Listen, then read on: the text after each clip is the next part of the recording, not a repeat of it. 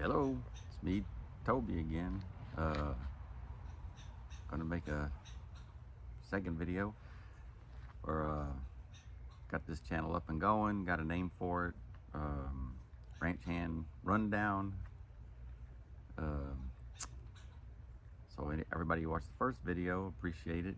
To the subscribers I did get, hopefully I can keep the channel going, give you something of interest. And those who didn't subscribe, you know, this is the way this YouTube thing works.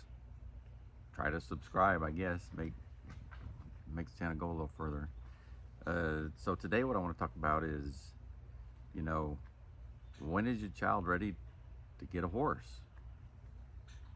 Well, I don't know, but I'm a parent and I own a horse, and I've owned a couple of horses since we got started in this, and I could tell you my story of how we got from point A to point B. So.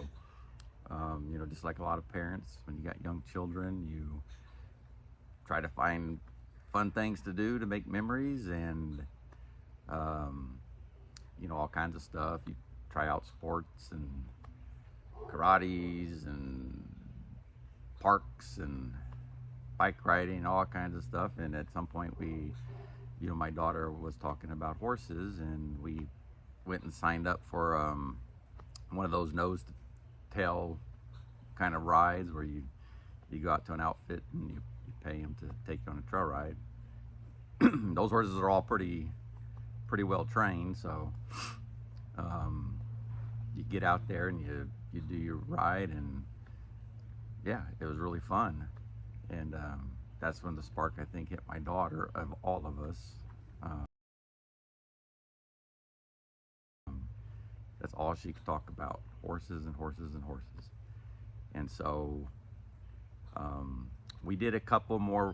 We took her back there for her birthday, and they gave us a birthday ride, which was close to 2 hours, just us, the family, and it was fun. I mean, we rode all over some hills and through a creek, which was really cool. And I think later that year we did a ride in Corpus Christi on the beach, which was, you know, pretty fun as well, running in and out of the water and stuff. So that's kind of how it started. You know, the kind of went from not much after that for a while, and then I think probably another year went by, and then, you know, my daughter started talking about wanting to go ride horses again. And so we found this family that owned a 5-acre, you know, property they lived at, and they had set up a little small arena, and they had some horses, and they would do some lessons. So we got hooked up with them. They're a really nice family, and my daughter started taking a lesson there once or twice a week, and that's where she started to learn to ride. And so kind of how do you know? Well, if your kid is, you know, won't let you miss one or cancel one, or wants to add more rides, that's the first sign you might be ready to get a horse one day in your future, or you may have one in your future one day. That may not be ready for one then, but that may be a sign that could be where your future ends up. So, you know, she did that for probably for a little while, a few months and stuff, and, you know, she started going 3-4 times a week. You know, any opportunity after school she could get over there. You know, I'd take her and sit there and watch, and, you know, it was fun. And then, you know, that girl there that did the lessons on her own property, she also kind of volunteered and worked at a barn that, you know, more traditional, like boarding place that did lots of lessons and stuff. And she started taking my daughter out there, and my daughter would kind of work throughout the day there, and get to ride some of the horses, kind of work for ride. And, you know, if you got a kid that will wake up in the summers when they don't have to at 6 or 7 in the morning to get a ride down to the barn to muck stalls and fill up water buckets, whether it's here in Texas 100 degrees outside in the summer, or even in the winter breaks and stuff where it's freezing and ice buckets are frozen, and you're staying out there till the middle of the night breaking up ice buckets and blanketing horses and all the kinds of stuff. That's just not the fun part of riding. If your kid is, you know, excited to go do even that type of stuff, well, you may have a horse in your future. And so she did that for many years. I mean, probably 3-4 years at least, kind of doing that route, which was real good. And she rode something like probably 30 different horses.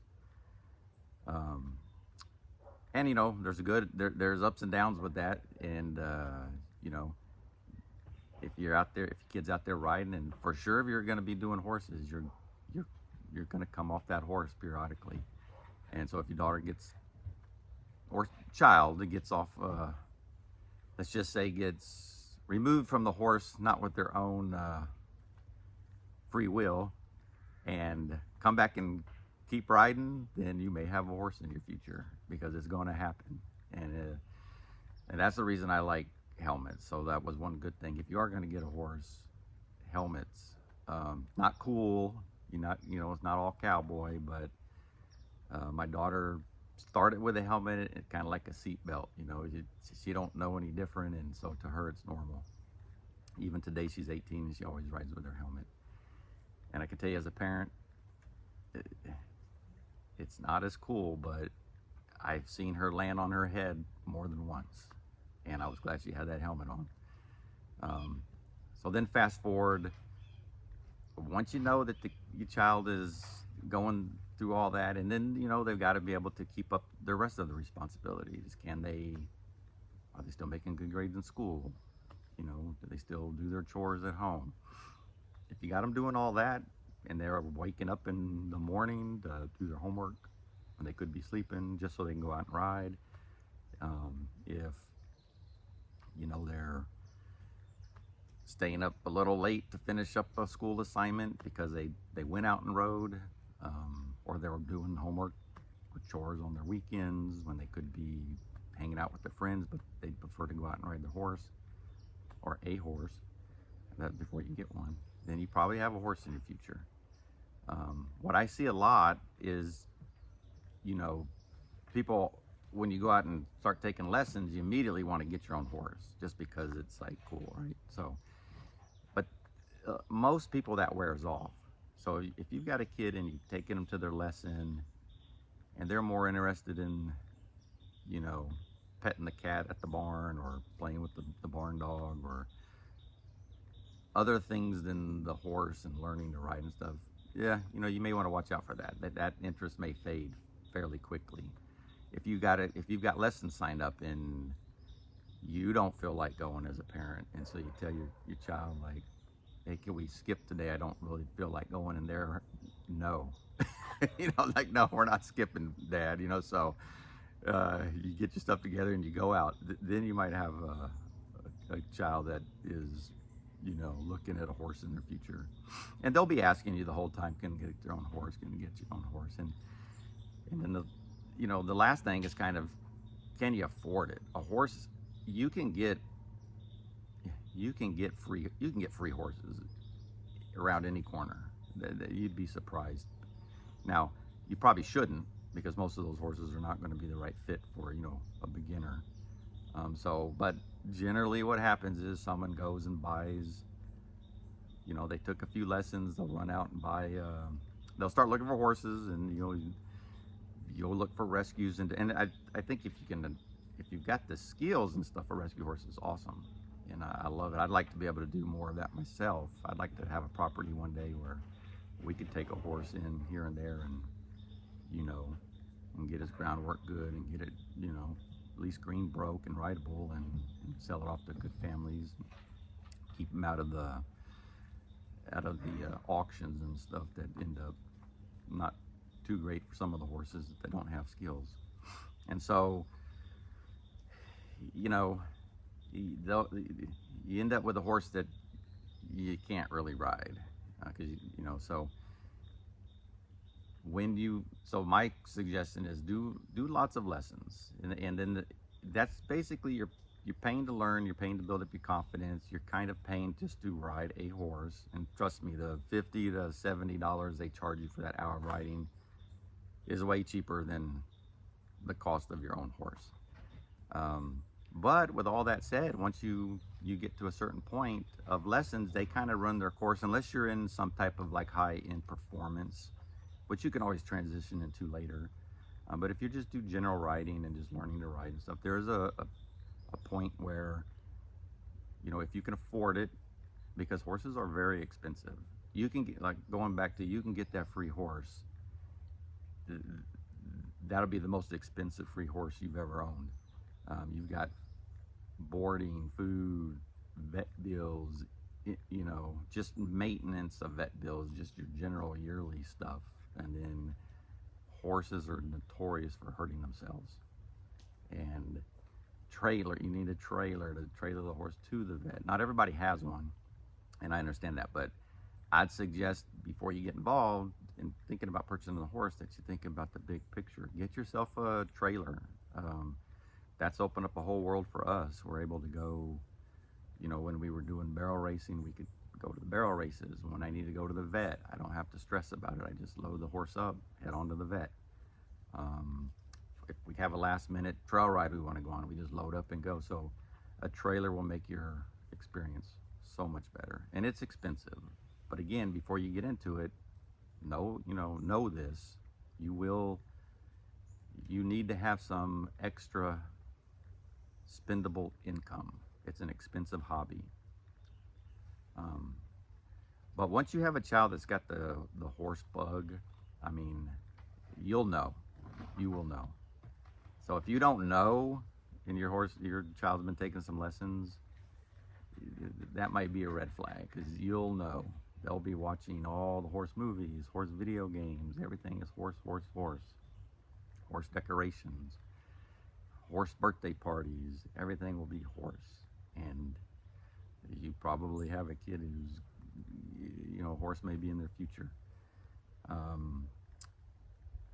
So, you know, that's how we got started. And I could put some stuff up. I'll try to upload some pictures or a few videos up into this this recording. I'll pop them in here so you can kind of see my daughter.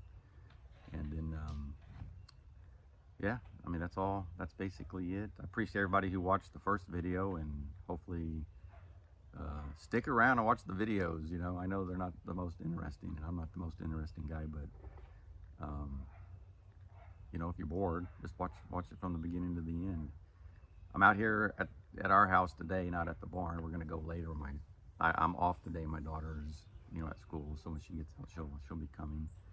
What you might see in the background there is of an interesting thing I'll talk about later, but that's the little dinosaur in our backyard.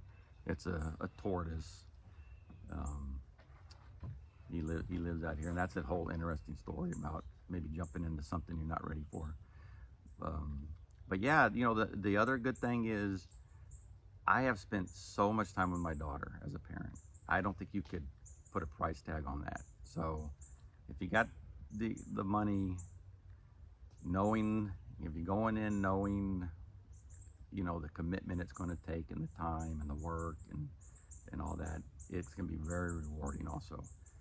And I've spent more hours with my daughter than probably most parents can, because, you know, it really bonds us together, and you just can't get that back, I don't think. You know, time's one thing you cannot, you know, get more of. So those will be good memories and stuff, and hopefully more memories, you know, many more memories to come in the future. So anyways, I'll let this video end here.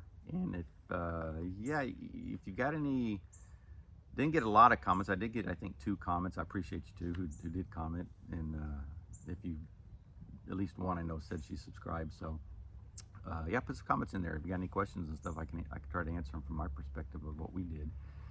And if there's any topics in the future you want to hear about, horses or other things, or if there's a different way to put these videos together that keep your attention better, let me know. Give me some hints, some tricks, some tips of what you guys like to watch and stuff, and I'll see what I can do in the future. I won't be super active, but Try to do something once a week, roughly, once every week or two. Just, you know, as long as there's some slight interest in what I'm doing. And all right, and I still don't have a lot of clever intros and outros, I guess you'd call them. So this video, just like last one, will end as is. And you guys all have a good day. Bye.